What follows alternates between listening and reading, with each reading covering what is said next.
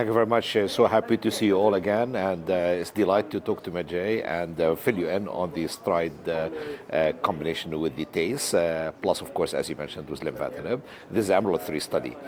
I love very much what you're asking, which is, in other words, what is really the effect of the immune microenvironment? As we all know, whenever we do an embolization with the TACE, chemoembolization, we actually kind of would have an activation of certain antigens, which of course will enhance the checkpoint's activity. And as such, we have now a golden opportunity to apply the checkpoint inhibitors, and that's why we add on the durvalumab as anti-PD-1, anti-PD-L1, which really more affects at the cell surface level.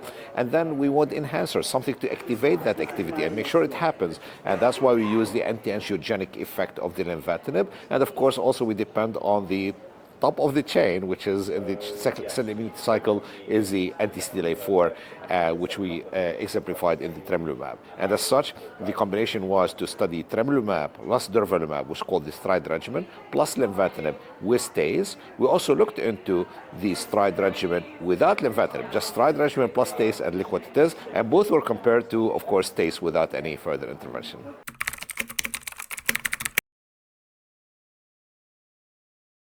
No doubt that we're all used in our mindset to talk about OS, overall survival. But to be fair, when we have a certain intervention which is local, it's very important to look at the effect locally. And at the same time, because these effects can really talk long time, progression-free survival will be an appropriate also endpoint. That's why we chose to have the primary endpoint to be progression-free survival.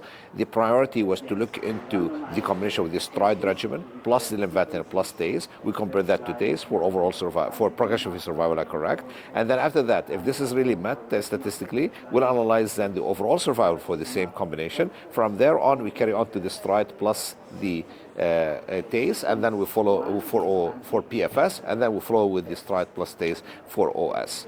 The good news is that all those were actually reported.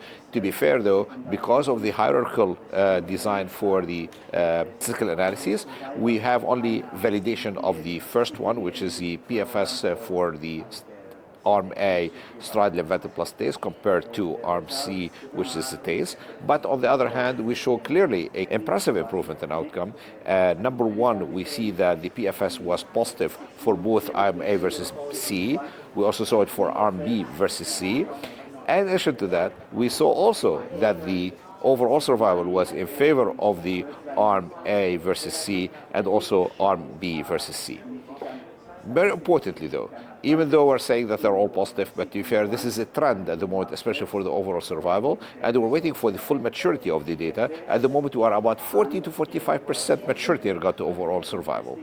Now, I'm really delighted that many of our colleagues asked me the question about what A versus B, and this is a great question. So we did the analysis, which was pre-planned, and we looked into technically the addition of the lenvatinib to the TACE plus STRIDE, and frankly, we didn't find any difference. TACE plus STRIDE plus lenvatinib is equal to TACE plus STRIDE itself, with only an exception for Japan. It appears to be that maybe patients with non-viral and same time come from Japan, maybe the lenvatinib might be an add-on. We'll analyze that at some point in time, but at the moment for the world, for all of us, the new approach is appropriate to be STRIDE plus TACE.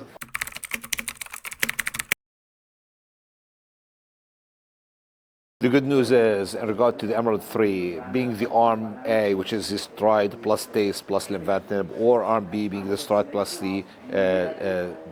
stop here a second, I need to repeat that, so I was interrupted.